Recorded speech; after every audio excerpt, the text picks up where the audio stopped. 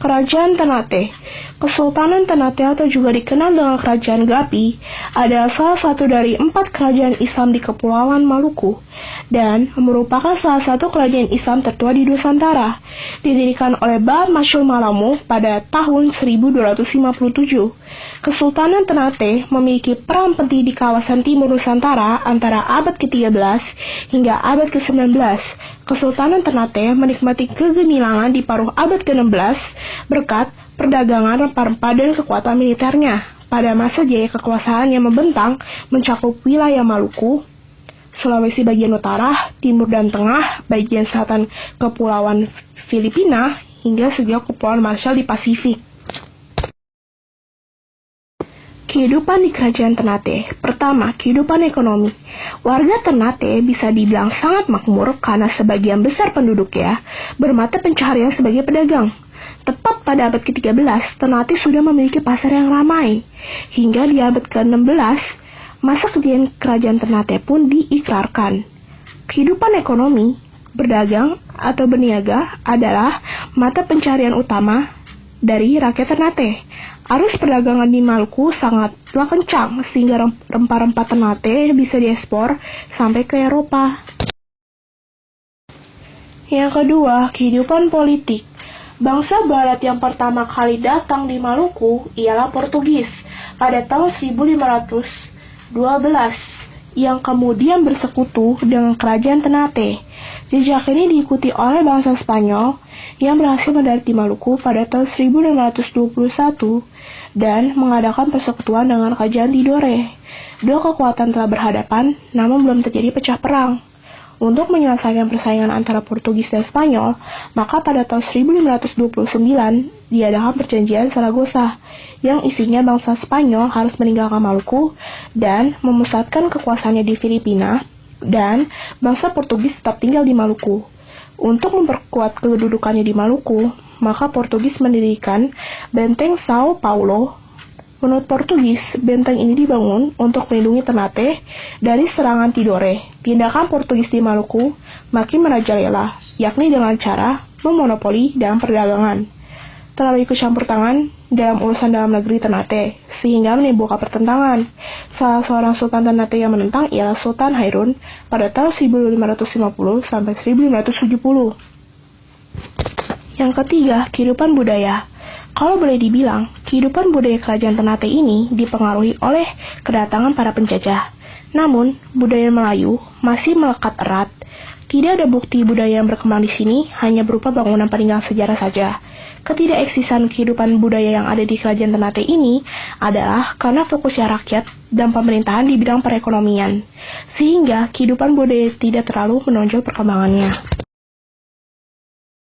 Masa kejayaan Kerajaan Ternate. Peninggalan Kerajaan Ternate tercatat pada abad ke-16 bahwa Kerajaan Ternate ini mencapai puncak kejayaan, hingga bisa dikatakan bahwa kerajaan Islam ini adalah salah satu kerajaan tertua di Maluku yang mempengaruhi peradaban rakyat Maluku. Bukti masa kejayaan Kerajaan Ternate ini adalah dengan semakin luasnya wilayah kekuasaannya, di mana yang awalnya hanya menguasai daerah Maluku saja.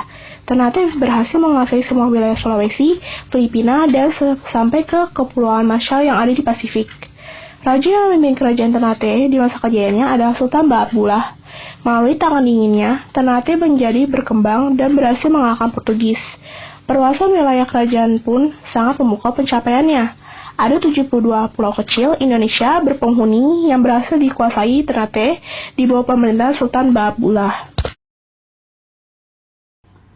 Penyebab runtuhnya Kerajaan Ternate. 1. Penjajahan Belanda. Penjajahan telah menghapuskan mimpi-mimpi Kerajaan Ternate untuk berkembang. Belanda bekerja sama dengan Kerajaan Spanyol untuk menguasai Maluku. Berbagai cara dilakukan, yakni salah satunya adalah dengan membuat Ternate bergantung dengan Belanda. Ternate dibuat bangkrut dan mau tidak mau harus meminta bantuan kepada Belanda untuk menyerang Kerajaan Spanyol. Padahal Kerajaan Spanyol partnernya Belanda. Tepat pada tanggal 26 Juni 1607, antara Ternate dengan Belanda menandatangani sebuah kontrak monopoli yang berisi imbalan yang akan diberikan Ternate atas bantuan Belanda. 2. Penjajahan Portugis. Sebelum kedatangan penjajahan Belanda, Kerajaan Ternate sebelumnya sudah kedatangan bangsa Portugis atau Portugal. Berkedok ingin ikut berdagang seperti saudara lainnya, Raja Ternate mengizinkan bangsa Portugis masuk ke Ternate. Francisco Serrao adalah pemimpin Portugis yang permisi saat itu. Dia memimpin pembangunan pos dagang Portugis di tanah Ternate. Seiring berjalannya waktu, rakyat Portugis enggak hanya berniaga saja di Ternate, tetapi ikut campur dalam urusan kenegaraan. Rakyat Ternate merasa sangat resah karena mereka merasa tidak nyaman hidup di tanah sendiri. Portugis mulai berseliweran di mana-mana, mengintai sumber daya alam komunitas dagang Ternate seperti cengkeh, rempah, dan pala. Jelas sudah kalau mereka pengen menguasai. 3. Perang antar saudara. Kaitannya pun juga erat dengan kedatangan para penjajah yang ikut campur dalam lingkungan pemerintahan di kerajaan Ternate ini, di mana Raja Ternate hubungannya sangat dekat dengan penjajah, sehingga membuat saudara atau calon raja tidak suka. Hingga salah satu raja yang sedang memimpin saat itu, Sultan Bayanullah, harus wafat karena diracuni saudara sendiri. Alasannya jelas, karena Sultan terlalu dekat dengan Portugis dan tidak lagi mendengar nasihat saudara. Perang saudara masih berlanjut dalam hal perebutan tata Raja Ternate. Beberapa putra mahkota saling beradu untuk mendapatkan tahta sebagai raja. Sebuah keadaan yang memanas dan menjadi kesempatan bagus bagi penjajah. Mereka semakin semangat dalam melakukan adu domba. Ketiga penyebab runtuhnya kerajaan Ternate tersebut pun kemudian mengukir sejarah bahwa pada tanggal 23 September 1925 kerajaan ini runtuh. Semua harta kerajaan dikuras habis. Raja terakhir Ternate, Sultan Haji Muhammad Usman Shah, dibuang ke Bandung. Di bawah ini adalah peninggalan kerajaan Ternate.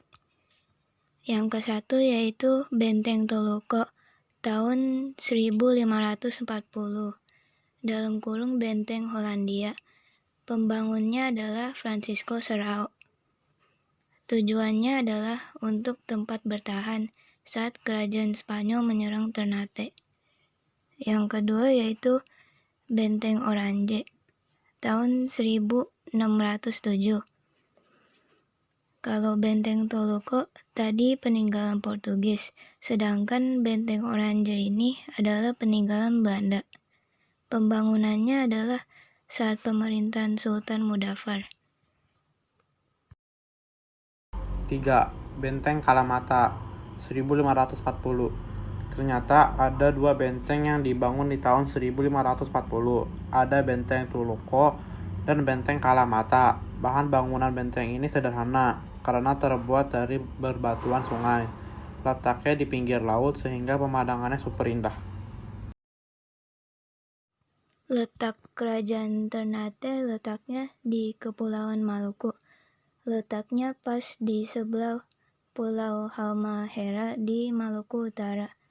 Wilayah kekuasaannya meliputi Mindanao, Flores, Gorontalo, dan sampai ke Bingai, Sulawesi. Letak kerajaan Ternate ini sangat strategis karena terletak di antara Irian Jaya dan Sulawesi. Daerahnya subur sehingga bisa menjadi pusat penghasil rempah-rempah. Arus perdagangan dunia pun juga sangat mudah. Daftar Sultan Ternate 1.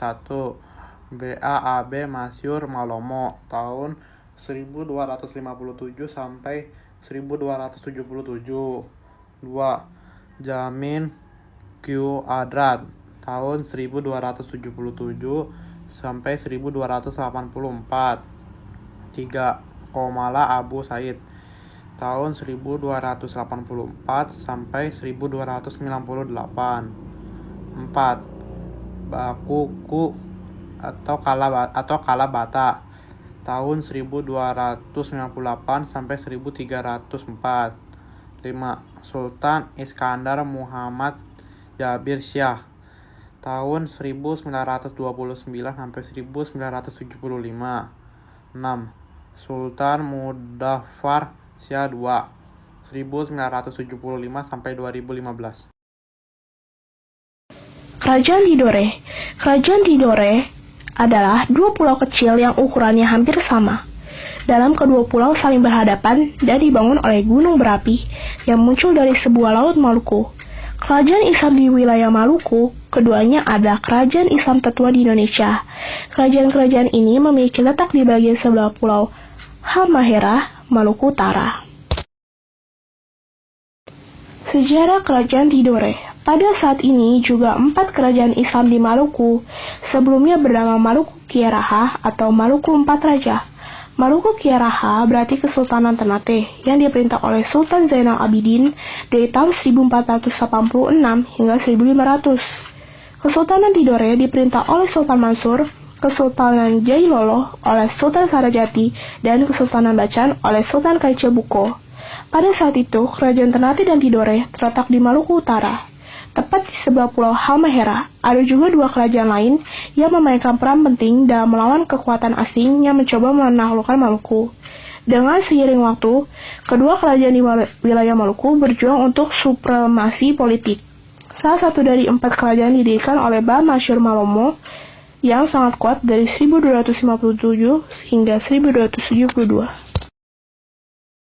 Puncak kejayaan Kerajaan Tidore. Puncak kejayaan Kerajaan Tidore adalah pada masa pemerintahan Sultan Bapulah. Pada masa pemerintahan Sultan Nuku adalah puncak dari kemuliaan Kerajaan Tidore. Kedua kerajaan bersaing di bidang perdagangan dan dengan demikian membentuk 2 aliansi perdagangan. Peninggalan Kerajaan Tidore. Pertama, Benteng Tore dan Tahula.